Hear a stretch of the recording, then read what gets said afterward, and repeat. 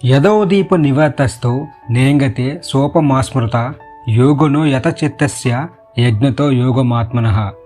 భగవద్గీత 6:19. గాలి లేని చోట దీపం ఏ విధంగా నిశ్చలంగా స్థిరంగా వెలుగుతుందో అలాగే యోగ సాధన ద్వారా మనస్సును జయించిన యోగి యొక్క మనస్సు స్థిరంగా నిలిచి ఉంటుంది. మీరు ఏదైనా ఒక ఆదర్శం గురించి అంటే మీకు కావలసిన పని గురించి ధ్యానిస్తే దాని స్వభావాన్ని మీరు కూడా పొందుతారు. మీరు రాత్రింపగళ్ళు దేవుని గురించి ఆలోచిస్తే మీకు దేవుని స్వభావం అబ్బుతుందని రామకృష్ణ పరమహంస అంటున్నారు. అంటే ధ్యానం తర్వాత మన మనస్సు నిలకడగా ఉంటుంది. తర్వాత మనకు కావలసిన దాని మీద మన ఆలోచనల్ని నిలిపితే ఆ స్వభావాన్నే కాదు, ఆ పరిస్థితులను, ఆ వస్తువులను, ఆయా సంఘటనలను ఆకర్షిస్తాం. ధ్యానంలో మనిషి లీనమైపోవాలి. అలా అయితేనే అనుకున్నది సాధించడం చాలా సులభం అవుతుంది. నీటి మీద తేలుతున్నంత కాలం అడుగును ఉన్న రత్నాలను అందుకోలేరు కదా. తీవ్రమైన ధ్యానంలో మనలో ఉన్న జ్ఞానేంద్రియాలు పనిచేయడం మానేస్తాయి. మనస్సు బయటికి చూడడం మానేస్తుంది. అది వాకిటి తలుపుల్ని మూసివేసినట్టు ఉంటుంది. మన జ్ఞానేంద్రియాలు వెంటపడే వస్తువులు వాకిటి తలుపులు మూసివేస్తే అవి బయటే ఉండిపోతాయి. ధ్యానం అనేది ఆధ్యాత్మిక జీవితానికి అత్యుత్తమ సహాయకారి. ధ్యానంలో అన్ని రకాల భౌతిక పరిమితులను అధిగమించి మనలో ఉన్న దివ్య శక్తిని అనుభూతి చెందుతాం. ధ్యానమే అత్యుత్తమమైనది. ధ్యానంలో ఉన్న మనసే ఆధ్యాత్మిక జీవితానికి దగ్గర దారి. మన రోజువారీ జీవితంలో ధ్యానం చేసే ఆ ఒక్క క్షణంలోనే మనం ఎంత మాత్రం భౌతికంగా ఉండము. ఆ ఒక్క క్షణంలోనే మనలోని ఆత్మ తనను గురించి ఆలోచనల్లో నిమగ్నమై అన్ని రకాల భౌతిక విషయాల నుంచి విడిపోయి అత్యద్భుతమైన పరమాత్మ యొక్క స్పర్శను పొందుతుందని స్వామి వివేకానంద అంటున్నారు. మీలో ఉన్న శక్తిని మాట్లాడడంలో వృధా చేయకుండా మౌనంగా ధ్యానం చేయండి. బయట ప్రపంచంలో ఉన్న ఎటువంటి అలజడి మిమ్మల్ని తాకలేదు. మీరు ధ్యానం అనే అత్యున్నత స్థితిలో ఉన్నప్పుడు మీకు బయట ప్రపంచపు స్పృహ ఉండదు. ఆ నిశ్శబ్దపు ప్రశాంతతలో మీ శక్తినంతా మరింతగా మీరు నిలుపుకోవాలి. ఒక శక్తి జనకంగా తయారవ్వాలి మీరు. ధ్యానం మనం రాత్రింపగళ్ళు ఒకే ఆలోచనతో చేస్తూ ఉంటే చేసిన ఆలోచనని మన పరిస్థితుల్లోకి తీసుకోవచ్చు. అనుకున్నది మనం సాధించవచ్చు. ప్రతి మనిషిలో మెదడు పొరల్లో అత్యద్భుతమైన శక్తులు ఉన్నాయి. వాటిని మనిషి ధ్యానం ద్వారా, ఏకాగ్రత ద్వారా దాన్ని అనుభూతి చెందుతాడు. ఆ శక్తిని అనుభూతి చెందినప్పుడు ఈ మాయా ప్రపంచం మాయమైపోతుంది. రోజుల తరబడి చేస్తున్న సాధన పట్ల ఈ ధ్యాన ప్రవాహం క్రమబద్ధమై తద్వారా మనస్సు నిరంతరమైన ఏకాగ్రత శక్తిని పొందుతుంది. మనస్సు ఏకాగ్రతను పొందిందని మనకు ఎలా తెలుస్తుంది? కాలం ఎలా గడిచిపోతుందో తెలియనప్పుడు అది మనకు తెలుస్తుంది. ఎంత ఎక్కువ సమయం మీకు తెలియకుండా గడిచిపోతే అంత ఎక్కువ ఏకాగ్రత కలిగిందని అర్థం. అనంతమైన ఆనందానికి తలుపులు తెరిచేదే ధ్యానం. మన శ్వాస మీద ధ్యాస ఉంచడమే ధ్యానం. ధ్యానం అంటే మనస్సు మీదకి తిప్పడమే ధ్యానం. అప్పుడు మనస్సు దాని ఆలోచన తరంగాలన్నింటినీ ఆపేస్తుంది. అప్పుడు మీ ఆలోచనలన్నీ ఆగిపోతాయి. మీ చైతన్యం విశాలమవుతుంది. స్వామి వివేకానంద ధ్యానం గురించి కొన్ని సూచనలు ఇచ్చారు. అవేంటో చూద్దాం. ఫస్ట్ వన్, మీరు ప్రతిరోజు కనీసం 2 సార్లైనా ధ్యానం చేయాలి.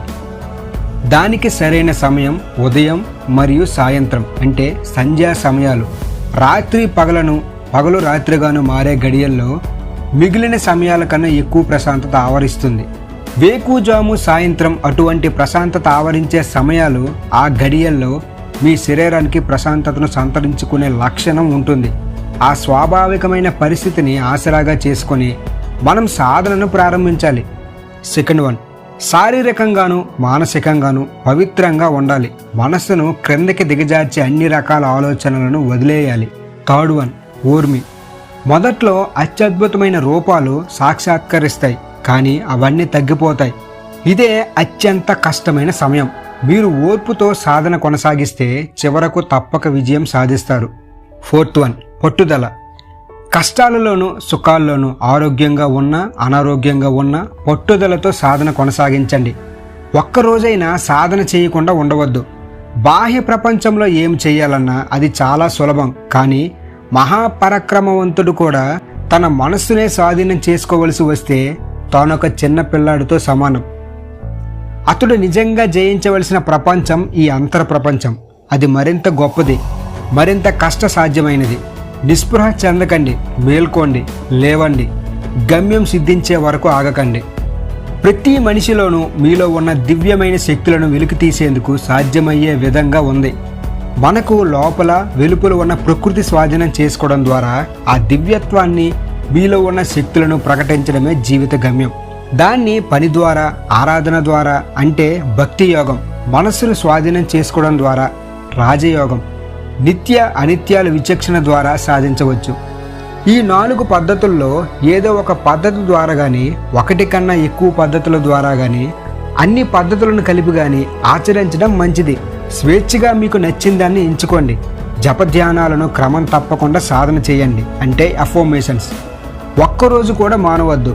మనస్సు అల్లరి పిల్లవాడిలా ఎప్పుడూ గంతులు వేస్తూ ఉంటుంది. మనసుకు నిలకడత్వం అనేది నేర్పించాలి. చివరకు మనస్సు మీరు దేని మీద కేంద్రీకరిస్తే దాని మీదనే నిమగ్నం అవుతుంది. మీరు మీ సాధనను కొద్ది రోజుల పాటు కొనసాగిస్తే మాటల్లో వర్ణించలేని ఆనందాన్ని అనుభవించడం మొదలు పెడతారు. మనస్సు అనేది నిలకడగా తయారవుతుంది. మొదట జపధ్యానాలు అంటే ఎఫర్మేషన్స్ సాధన నిస్సారంగాను, చేదుమందు మింగినట్టుగాను ఉంటుంది. దేవుని గురించిన ఆలోచనలు లేదా మీరేమైనా సాధించాలనుకుంటే ఆ ఆలోచనలు బలవంతంగా మీ మెదడులో చూపించాలి. మీరు అలా పట్టుదలతో చేస్తే మీలో ఆనందం వరదలై పొంగుతుంది. పరీక్షల్లో విజయం సాధించడానికి ప్రజలు ఎంత కష్టపడతారో తెలుసు కదా. దానితో పోలిస్తే మీ మనసును మీరు అణుచుకోవడం చాలా సులభం. ప్రశాంతమైన హృదయంతో, చిత్తశుద్ధితో ధ్యానాన్ని చేయండి. నిస్పృహ చెందాల్సిన అవసరం లేదు. ధ్యాన ఫలితం మీరు అనుకున్నది సాధించడం తప్పక జరుగుతుంది. ధ్యానం చేస్తే ఆరోగ్యం కూడా బాగుపడుతుంది. మొదట ధ్యానం అనేది మనసుతో చేసే యుద్ధం లాంటిది. ప్రయత్నపూర్వకంగా ఈ నిలకడలేని మనస్సును స్వాధీనం చేసుకుని దేవుని పాదాల చెంత ఉంచాలి. కానీ ప్రారంభంలో మెదడుకి ఎక్కువ శ్రమ కలగకుండా జాగ్రత్త వహించండి. నెమ్మదిగా ముందుకు సాగండి. మీ సాధనను క్రమక్రమంగా తీవ్రతరం చేయండి. నిత్యం సాధన చేయడం ద్వారా మనసు నిలకడగా తయారవుతుంది. ధ్యానం అనేది సులభతరం అవుతుంది. అప్పుడు మీరు సుదీర్ఘంగా గంటల తరబడి ధ్యానానికి కూర్చున్నా ఎటువంటి శ్రమ కలగదు. గాఢ నిద్ర తర్వాత మనిషి ఏ విధంగా శరీరంతోనూ మనసుతోనూ కొత్త ఉత్తేజాన్ని పొందుతాడో అదేవిధంగా ధ్యానం చేసిన తర్వాత మీరు కొత్త ఉత్తేజాన్ని పొందుతారు. దానితో పాటు గొప్ప ఆనందాన్ని అనుభూతి చెందుతారు. మనస్సు, శరీరం చాలా దగ్గర సంబంధాన్ని కలిగి ఉంటాయి. శరీరం ఆరోగ్యంగా లేకపోతే మనస్సు కూడా చెదిరిపోతుంది. కాబట్టి శరీరాన్ని ఆరోగ్యంగా ఉంచుకోవడానికి మనం తినే ఆహార విషయంలో తగినంత శ్రద్ధ వహించాలి. ధ్యానం అంత సులభమైన పని కాదు. మీరు అతిగా తిన్నప్పుడు మనస్సు అల్లకల్లోలంగా తయారవుతుంది. అంతేకాదు, మీరు కామం, క్రోధం, లోభం మొదలైన వాటిని అదుపు చేయకపోతే మనసు కల్లోలంగానే ఉండిపోతుంది. నిలకడలేని మనసుతో మీరు ఎలా ధ్యానం చేయగలరు? మీరు ధ్యానం చేస్తే గానీ మనసును స్వాధీనం చేసుకోలేరు. మనసును స్వాధీనం చేసుకుంటే గానీ ధ్యానం చేయలేరు.